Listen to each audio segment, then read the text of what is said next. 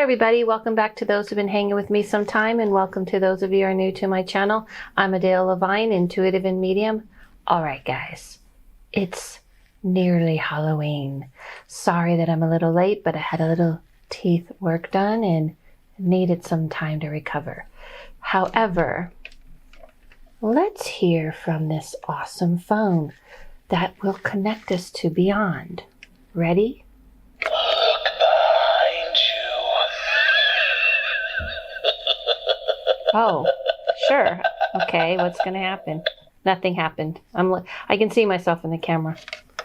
Bye. I know who you are. Do you really? Wow. Sorry, the number you have reached is not in service. Yeah, that's Please disturbing. check the number or try your call again. This is a recording. For all of you, what's really scary actually is for all of you who probably do not know what this phone is. Yeah, try dialing on these. By the way, these were happening in the 80s, not just the old-timey version. Okay, so let's get to it. Sorry guys, but I had to do it. We're going to talk today about possession.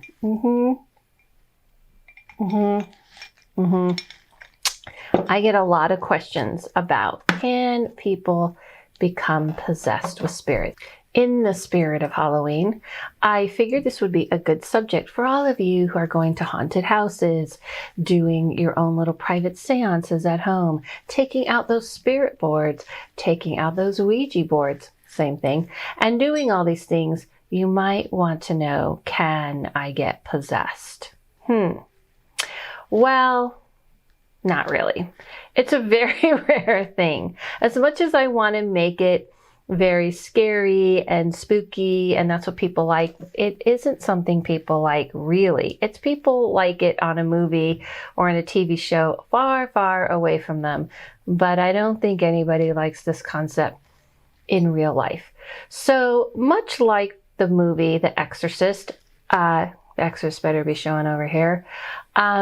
This is one of the movies that for me, even me, it terrified me. Now, it terrified me when I was very young, grew up Christian, and grew up in a religion where you weren't allowed to watch TV on a Friday night or a Saturday night. So therefore, I was watching TV on cable one night.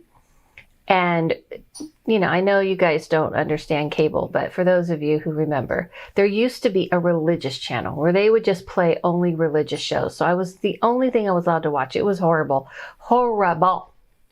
Is there any way we can show a religious show here? I can't remember the name of it, but just think of Tammy Faye Baker days, because they played these people on here. And this was what I was forced to watch.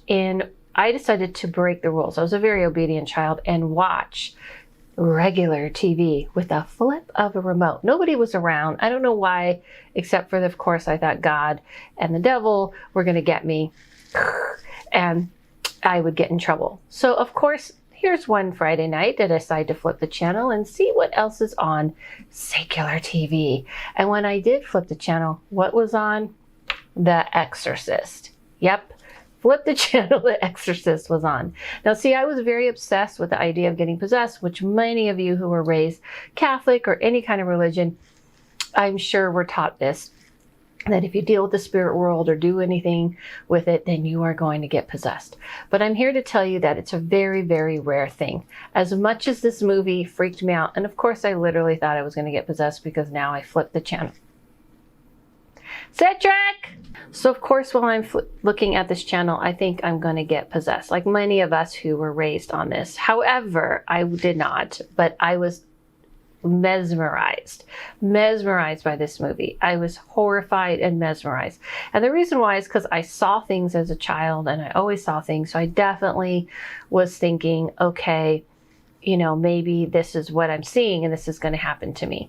But I'm here to tell you that if you're working with a Ouija board, or you're going to do something this Halloween and you want to go to a real haunted house, I don't mean, you know, the play ones, but if you're really going to go to a haunted house, and I am doing air quotes because for people who are going to comment below, you can go ahead and reference my video that I've already done on haunted houses and my belief on it, to understand why I'm doing air quotes. But if you're going to go to a place where people say it's haunted and you're afraid that something's going to, get in you, or like so many movies show mediums that this is happening, it's not something that happens.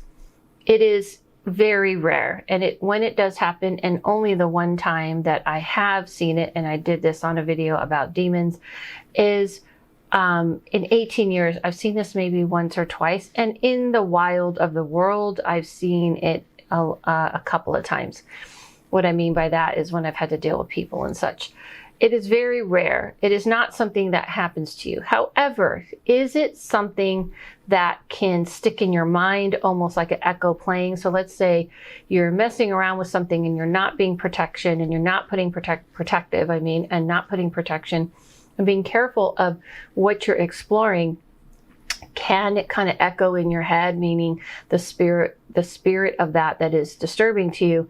Do you feel like you're hearing it and seeing it, and it keeps playing over? Yes, that can happen. But that's not the same thing as something fully taking over the body, like in the movie Ghost. Yeah, it was a movie. It was comical. That's fun to kind of think of, and so on. However, there are people who have certain beliefs, and in voodoo and other types of belief systems, they do look at the concept of writing, the spirit writing you. And what that means is you allow the spirit to come into your body, and you communicate with it. So that's pretty much what the spirit writing. A position, like in The Exorcist, is the idea that it takes over your body and uses it like a puppet, like in the movie Ghost. But there are people who communicate, and i.e., did that sound very intelligent? I.e., the concept of channeling. So let me be clear. The difference between mediumship and channeling. Mediumship is mediating the dead to the living. Mediating, transferring the message from the dead to the living. Got that? Okay. Moving on. And the idea of channeling is allowing the spirit to talk through your body. There are many people who claim they channel. Okay.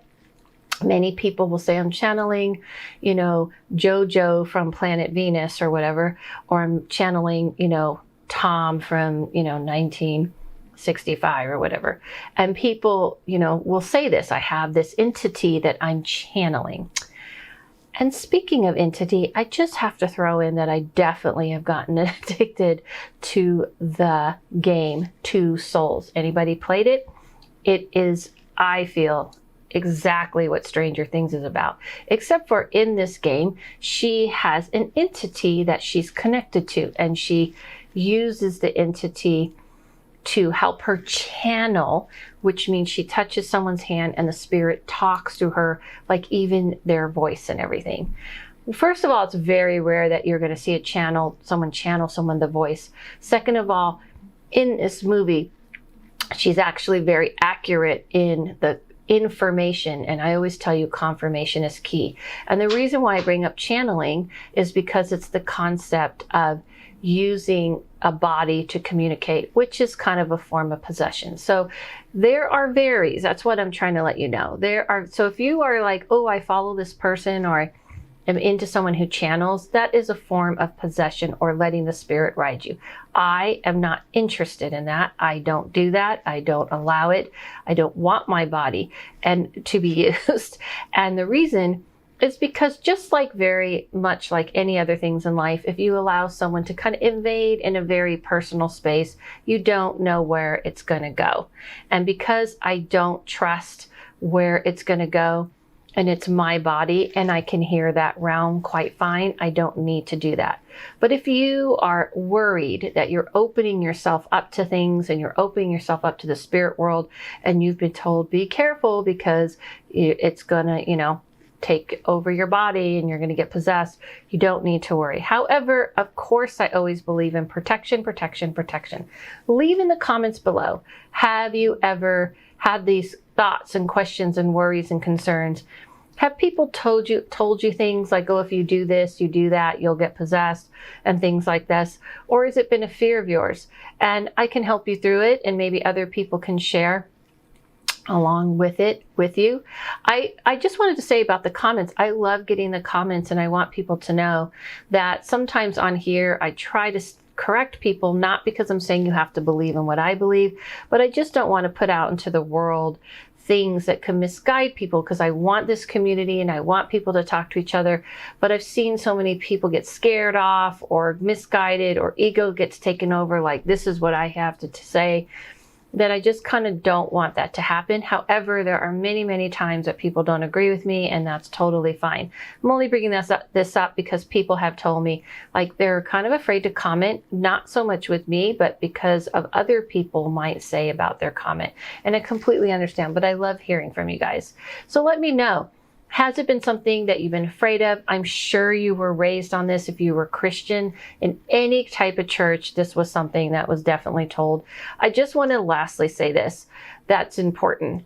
The reason why you get told this is because if you're always taught there's something between you and the other side, there's something you and the spirit world, if there's something between you, I should say, correct that, between you and the spirit world, then it's always a way to scare you off, right? It's a way to kind of frighten you away from opening yourself up spiritually and taking the power into your own hands and say, I can directly communicate with the other side, with higher beings, and I don't have to rely only on a priest and stuff. However, if you do get a phone call in the middle of the night, Don't you dare hang up. hang up anyway, because you'll be fine. Or it could be an interesting experience, don't you think? Don't be afraid of that. I understand that there's a lot of fears that come into this, and this is why I wanted to give information but keep it light about this idea, because people are terrified of this. I was that person, and I understand. However, you don't walk into the alleyways and into neighborhoods without being protecting yourself and being careful. Always protect yourself. I actually don't know what the clicking over there is. Could be one of the cats though. So we're just going to go with that. They were already knocking things down. And always protect yourself. Always put a protection, put energy around you when you are venturing into this world. With that said, a good segue into my seance that I'm doing here online on the 29th. I only have 8 tickets left, so please join. It's going to be a small little group, and I'm looking forward to that. And it will be online, of course. You need to be there live, but the recording of it will be sent to you. Also want to remind everybody about my Patreon, which I'm going to be posting a second storytelling of paranormal events that have happened to me. So if you join my Patreon, some people have asked, you can look at all the content that's on there from now to the past. So once you're in, you get access to everything. The only thing that you might have missed is the live that I did recently where I did readings, and I do readings from time to time on my Patreon for everyone. It's $5 to join. You get a 35% discount on my readings, a code, and all that. Thank you guys so much. Have a fun time this week if you're going to parties. I don't know why I'm doing this except for it's the Mad Hatter.